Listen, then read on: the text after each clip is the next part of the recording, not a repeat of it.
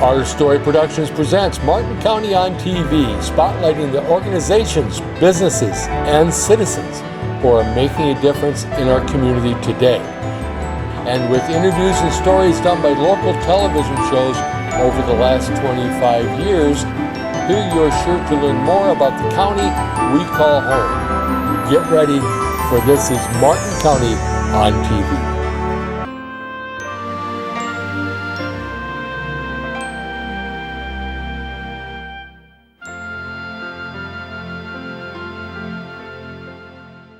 Hello and welcome. I'm Lenny Tvedten, and each month we'll be visiting with Martin County veterans in a series called Their Sacrifices, Our Freedom. Today joining me are Aaron Meier and Marlin Wrucke. First of all, thank you for your service and thank you for being in my book. I really appreciate that. First of all, if each of you could tell us just a little bit about yourself. And Aaron, we'll start with you. Aaron Meier. I was born and raised here in Fairmont, Minnesota, even though it may not sound like that anymore. I do get confused when I got back to town. Where are you from? Well, I'm from here. I graduated in 1999. I joined the United States Army for the experience in college education. Decided to stay in, made it a career. After 22 years, I retired. My wife, who's from Oklahoma, she said, well, hey, you've been away from home for a long time.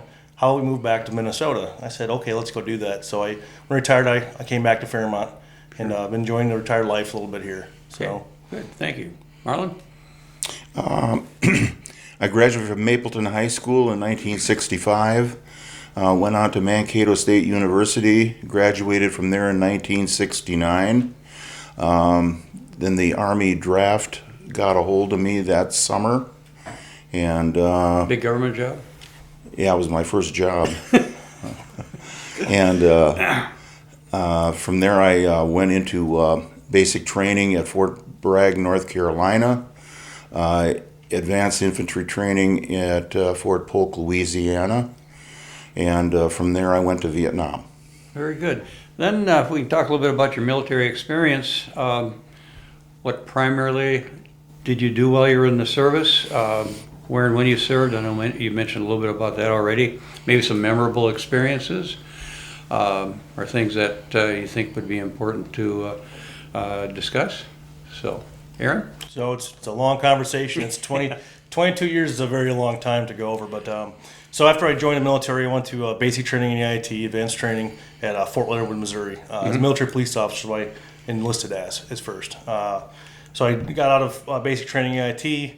They shipped me to Fort Riley, Kansas. Not that far away from home, which wasn't so bad. So, I got the Army life, and then I was able, when I had leave time, to come back home. It's only 6.5 hours away. Sure. So it was kind of nice that way. From there, this is all prior to September 11th, too. We were not at war at this time. We had been through Desert Storm, but no one around the area really had been to combat. So I joined in basically peacetime. From Fort Riley, I went over, they stationed me over in Germany at that point. Whilst I was on leave, though, September 11th did happen, unfortunately. I was home on leave. We had a phone call from my grandmother saying, oh my gosh, they blew up the CNN building. And we didn't know what's going on, so we scrambled to a TV and we watched the second plane hit the tower. And that's when I freaked out right away because I'm home on leave. And I just left an installation going overseas. I was supposed to fly the 14th of September. What a bad time. I scramble. I have to go home. Run back to Fairmont here from Jackson. Look at my parents' answer machine because that's the phone number I gave. Nothing. I'm dialing frantically to call back to Fort Riley, thinking they're going to be calling me up. You got to come back now. We're going to war. When I finally got through, one of the staff sergeants there said, no. We're busy. You need to call the numbers on your leave form, which is Big Army, Department of the Army. You need to call them. So after being on the line for about 6 hours on hold with the Department of the Army, they'd asked me, hey, where you at? So I'm still home on leave. Well, you're supposed to fly the 14th. Yes. I'm on my leave address. Stay there. You now belong to Big Army. Here's a number you call every day for accountability.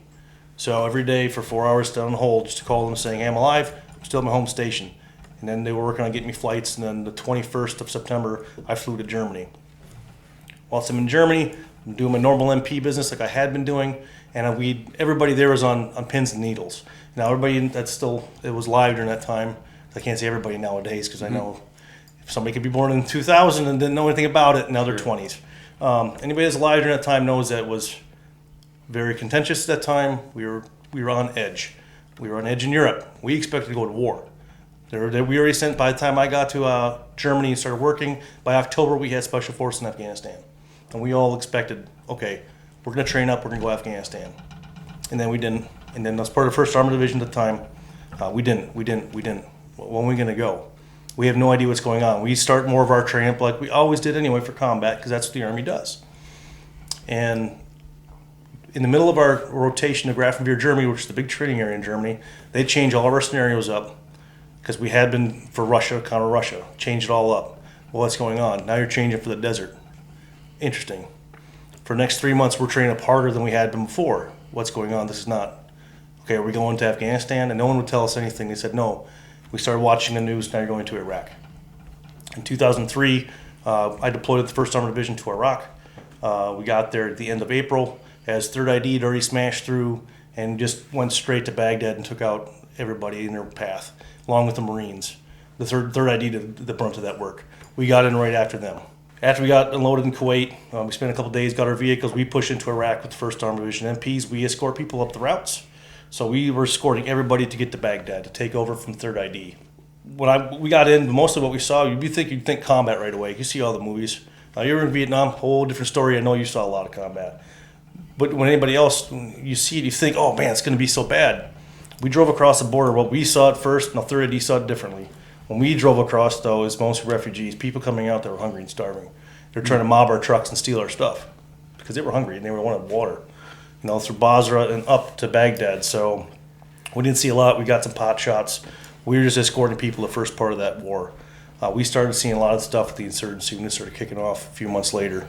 You were talking about your experience compared to Vietnam. How do you relate those as being different? Well, everything that's been explained to me, just my only experience in Vietnam is either what I've seen on movies now, or from other veterans that have talked to me. From people who've been there. And the insurgency that was in Vietnam, from what we saw in Iraq, was totally two different things. The enemy was different. The train's different. I mean, you're going from jungle to an open desert now. Yes, you have explosives and everything hidden, but you don't have people hiding in holes necessarily all the time. You don't have that hand-to-hand combat necessarily. Not necessarily like that. The willingness to fight of your enemy too. In Iraq, they would pot shot and run. You don't have an army trying to wipe you out right away. Mm-hmm. From what you said, Marlin, what's your experience in Vietnam, or how do you compare the two?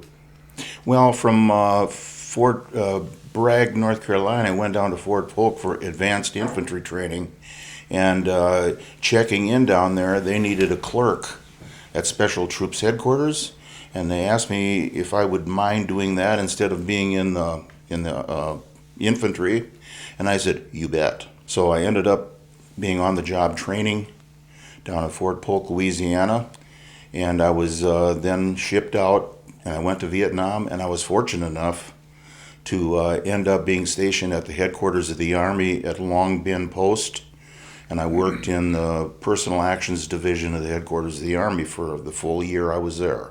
I was limited basically to pulling guard duty once every 2 weeks for 24 hours, and so I really never, the only time I really shot a weapon over there was during training. Okay. And we got trained on M60s, things like that, and pulled guard duty for 12 hours in a 24-hour period, and I was fortunate enough not to have ever had to shoot my weapon.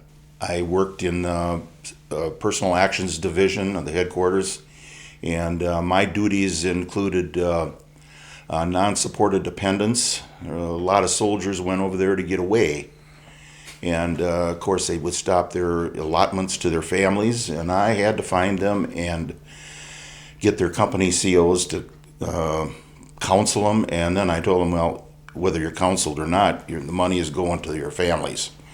And I also handled another item called broken enlistment contracts, where people signed up to go in the Army, and with promises of going to certain schools and getting promoted at certain times, and those things didn't happen. And I ended up, I think I got about 400 guys out of the service early for broken enlistment contracts while I was over there. So they were told they would be able to do certain things? Right, and it never happened.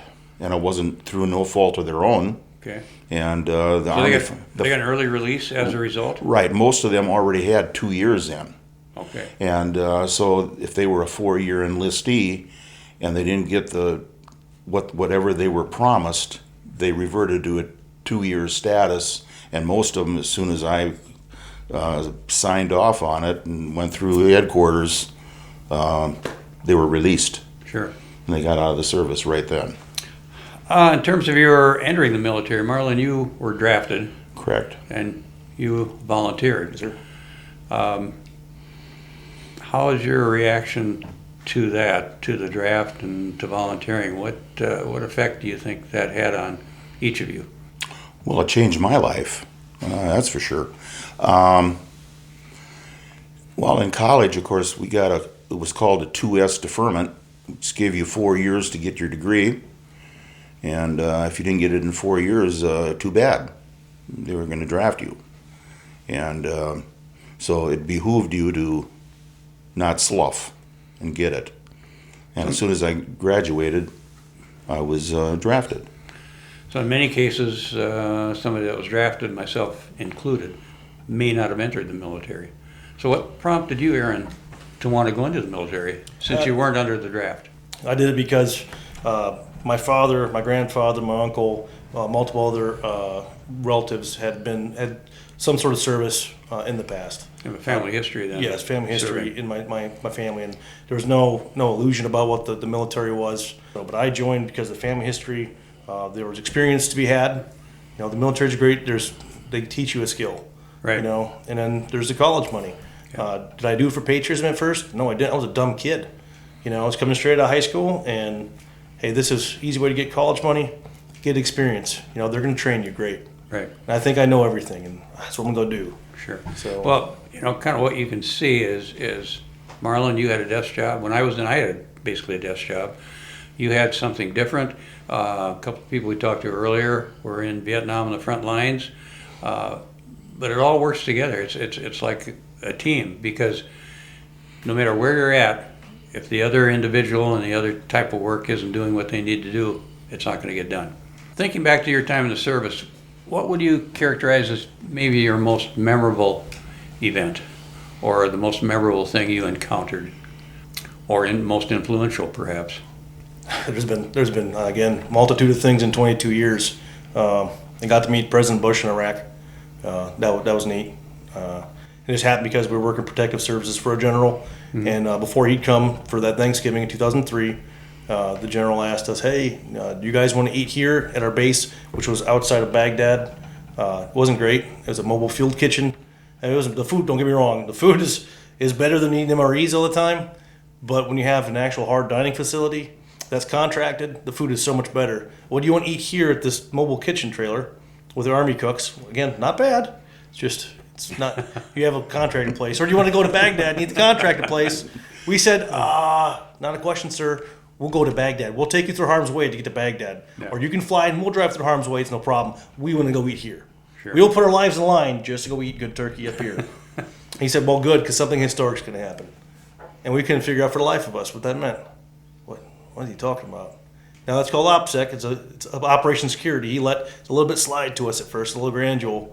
And then we found out more stuff because more security started getting heightened. Then we started seeing the guys in really hot, well, it's 80 still, in suits, in little earwigs, running around. And you kind of figure it out. And you can't say anything, but you're like, yeah, oh, okay, it's somebody, it's either a congressman or something's going on. And then when we finally got inside and we got sat down, they brought up President Bush, and it just went wild. And that was neat. Yeah, I'll bet. That was very neat to do. Marlin, how about you? I would say the most memorable thing that I remember was R&R in Sydney, Australia, which was it was really a fun week. And I had the opportunity to take a 1 week's leave, and I did that in Bangkok, Thailand.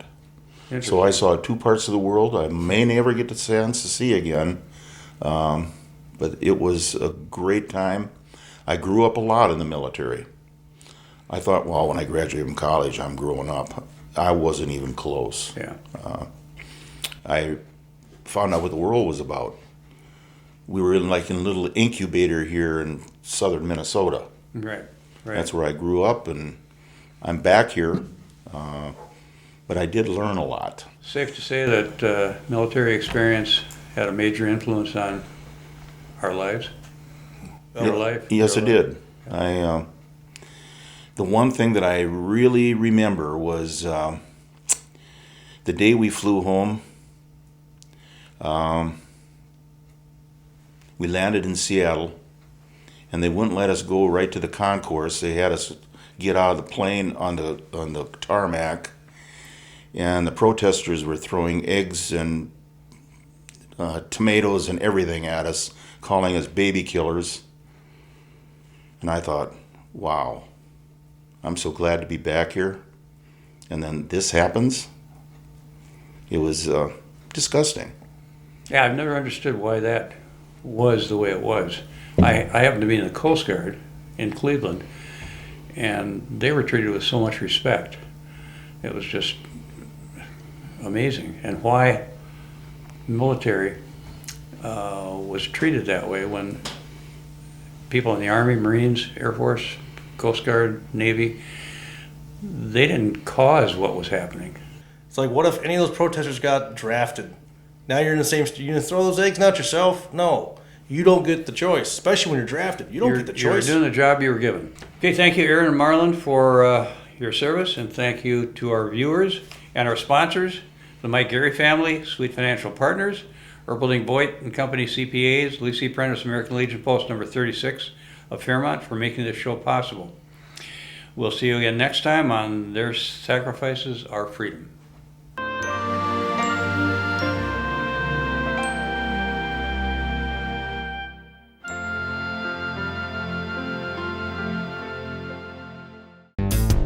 Martin County on TV, talking business.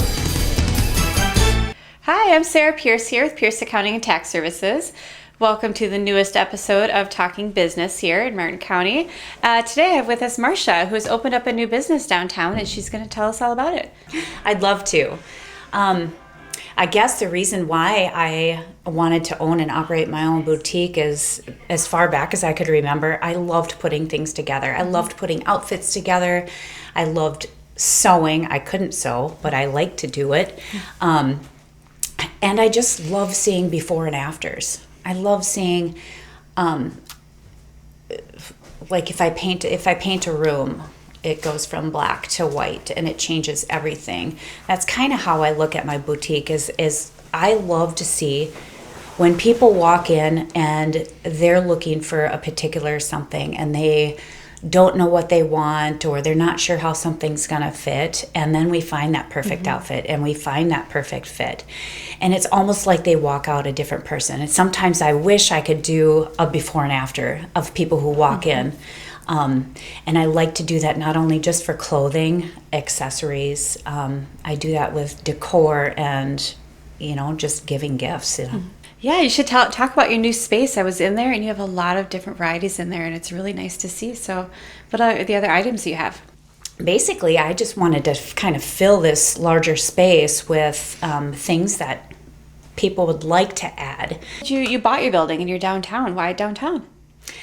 I have always had this this feeling for downtowns, and you get that good feeling when you go downtown in some small town, and it's filled with people. It's filled with stores that are all in walking distance. It's just filled with a wholesome goodness of somewhere you'd want to be. I wanted to be part of that, and I wanted to bring that to Fairmont's downtown. I want to be that destination place. I want people to want to come to Fairmont, to downtown, to shop at our shops, to eat at our restaurants. It's a good feeling. I love that energy. That's wonderful. What makes you choose your merchandise?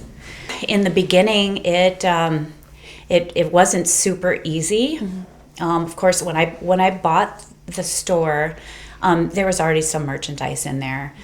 So I just kind of went off of what people were drawn towards.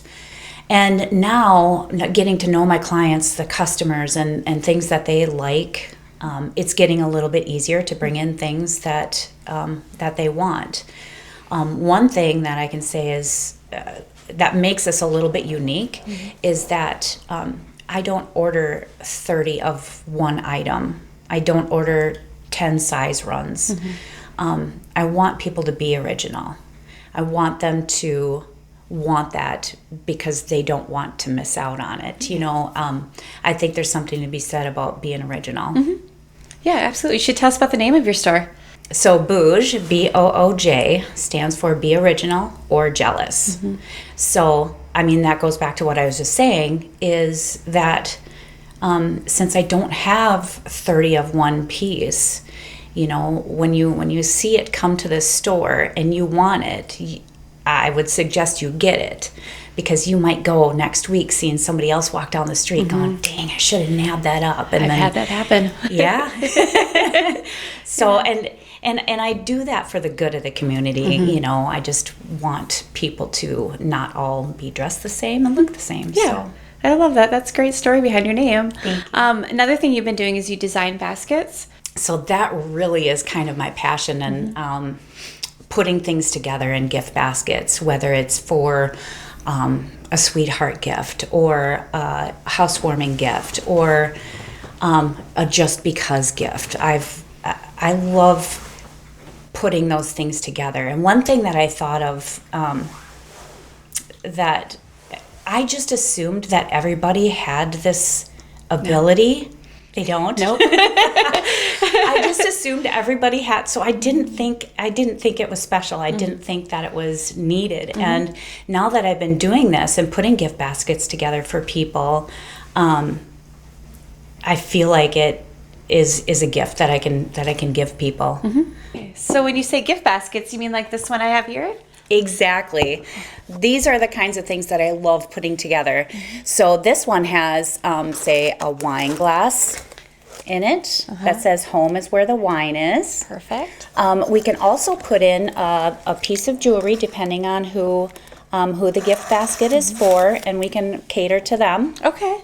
So this one just happens to be a wrap bracelet and necklace, so it can be two pieces in one. So, and of course, since we have the wine glass, we have chocolate, we have the bottle of wine, and then we can always throw in a little piece of decor, like these wooden beads. They're kind of a big thing, and they're a good addition to, you know, any room or any shelf. Okay. So, Great. yeah. I love that. Okay, well, we've learned all about your business. Why don't you tell us a little bit about yourself? Sure. I grew up in the area. I grew up kind of in Gookeen. I don't know if many people know where that is, but my sister and I dominate that town. So graduated from Grenada Huntley East Chain. I went away for a few years and decided that home is really where your heart is. It really is. So I came back.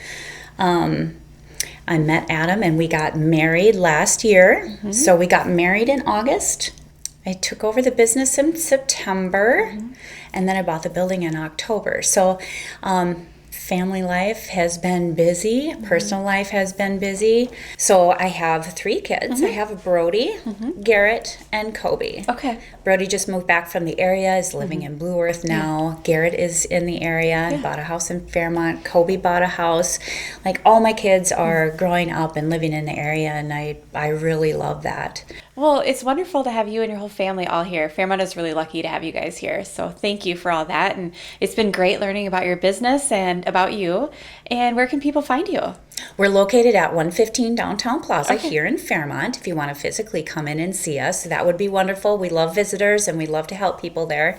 You can also see us on Facebook, Instagram, and we do have a website. It's boojboutique.com. Okay. Great. Well, we look forward to having you here, and I look forward to going shopping again. So Thank you. Yeah. By the way, I love your sweater. Oh, yes. So you look Conveniently. fantastic Yes, today. thank you. Yeah, and thank you for tuning in for today's episode of Talking Business. Martin County on TV, Talking Business. Martin County on TV, a second look. Welcome back to Hometown Focus. I'm Michael Burgraff. Joining me here in studio is one of Fairmont's residents, entrepreneurs, and business people, Jake Fretty of Jake's RV and Salvage and Railroad. Jake, thank you for coming in today. Thank you for having me, Appreciate you Michael. coming in. It's fun to be here. Well, good. Little background. How long have you been in the salvage business? 40 years. 40 years. 40 years, yeah. Why did you pick the salvage business? Well, I don't know that I had a brother that was in it. And he was kind of the instigator of this thing. He had one down in Mason City, Iowa, there in that area, and he got me involved. So that's how we really got into it. We were first out at Gookeen, Minnesota, years ago, and then went to the Imogene Corner, where it was C&J Freight. I had that there with my sister and her husband. And then later went to Sioux Falls. We remained here as residents, but started a business over there and was there for about 20-some years. Wow. Then came back here. But we like Fairmont, and we've always been here. We're from East Chain down here originally. Oh, okay. When we So- say salvage, what is it that we're really talking about? Well, we're talking about several things. Probably the salvage, bankruptcies, closeouts, discontinued items, in them areas, different things. But so it's not all salvage. Okay. How do you go about finding these different things? I mean, I can't imagine that people just call you up and say, oh, by the way. Well, you know what, Michael, they kind of do. They do? We have, yeah. Okay. There's kind of a network of, through either banks or different avenues. We do have, that's what they do. They call us up and ask us if we're interested, and they have this for sale or need to get rid of that. Then we have some steadies that we do business with in our RV salvage. We do business with the different RV manufacturers. And there again, we get their overages, their returns, their discontinued, and what have you in that. So that's kind of the way we get it. With the RV salvage, I can't imagine there are a lot of businesses that are out there. How did you start with the RVs? Well, we sold out in Sioux Falls in the mid-'80s and came back to spend our time here in Fairmont, and had a place out north of town that we purchased more or less for room to park vehicles and what have you, in case a deal came along. Aha. And then my son showed some interest, and Randy, and so he came in with us, and that's kind of the way that happened. But we looked around, and you know, today in smaller communities, I believe that we need something that we can draw people from outside that area, whatever that area might be, that radius. And there wasn't any RV salvage places. So I thought that might be interesting, so we tried that. And it's worked very well. It's been something that's led us back into the other salvage again, or the closeouts, the carpet business, the furniture business, and what have you. But that's how we got into the salvage, and that's the RV part of it. You've mentioned your son Randy. I understand that you are going to pass on the family business, so to speak. As a matter of fact, we have some videotape of the salvage area and some other things. Why don't we roll that, and you can tell us maybe a little bit about what it is we're seeing, and then we'll talk about what Randy's up to. All right. Well, that's our sign. There's our place. It's out north of town at 24. It's out on north of town, next to the interstate. It was really a chicken farm years ago. Oh. We remodeled it and made it into what you see now. That's our carpet room. There's some of our floor Do you have a covering. large turnover? I mean, do you see a lot of things coming in and out? Yeah, we do. We're very fortunate in that way that we have it come in, and very fortunate that it goes out too. But yeah, we do. We have from, I suppose, it's safe to say, from close to a semi and a half a week of stuff coming in again. So. And you That's handle it, all mostly. sorts. I mean, you handle the tables and the chairs we see, the carpeting. Are there things? What sort of things do you do out there that people may not know that you have? Well, we're in that particular building that we're showing now, Michael. That's the furniture, carpet, and some of the RV building. The other building, we have about 50,000 square feet under roof out there. Wow. So we handle from lumber to carpet to bedding to furniture, RV parts. We used to years ago be a little bit in the grocery business, but that's the thing of the past. And now we're looking at a new venture. It's not new from the standpoint that we've always been in the automobile business out there, but we needed the room, and we purchased the old Fleet and Farm building here on Blue Earth Avenue, and we're moving our car business down there. Also in that building, we're going to go onto the internet with our RV parts and accessories. Okay. So, and Randy's getting that Modernizing and technology going up? Well, a little bit, a little bit. How's Randy doing? He's doing very good, you know, proud of him, and he's done a great job. Good for him. Yeah. The auto lot, are those new and used cars? Just used. Just used cars. Yeah, used. And you're Trucks. still working on some of that, I take it. We're still working on that. We got some work to do in the building to get the windows in across the front, and so yeah, there's some work to be done down there yet. But. Okay. How long do you plan on staying in the business? Well, I don't know. As long as I feel well, I'm having the best time of my life, Mike. I've never had so much fun. Well, good to for have you. your son in business with you, you can't ask for much more. No, you know? that sounds so wonderful. we're enjoying what we're doing, and we take it day by day. And the nice part about it, I don't have to. You know, if I don't want to go to work, I don't have to. Well, that is a nice job. Yeah, that is a a lot good of people job. who'd like that. Yeah, I think that's very true. Yeah. Now, just as a clarification, you really do go through different dealers and banks and that sort of thing. You don't get phone calls from people saying, I have things that I'd like you to come over and pick up. No, not used merchandise, no. Okay. We don't do that. We do strictly from the manufacturer or from the distributor standpoint, that type of thing. So these really are top quality. Oh yeah, we get a little of everything. I don't want you, we get some items that aren't top quality, but it's priced accordingly. And that's the way we get some of each. And we get some first quality, a lot of first quality stuff. You're an entrepreneur and a businessman. How have you seen the business climate here in Fairmont change? You've been in this a while, or has it? Yes, it has.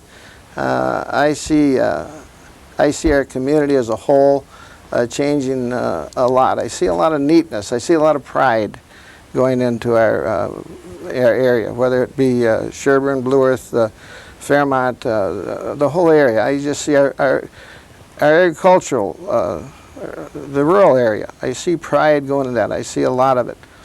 And that's all for good business. People, I think, like to come to our area for different reasons. You're in one that I really am impressed with. The Opera House. I think that brings in many people from around the area and outside the area, which is important.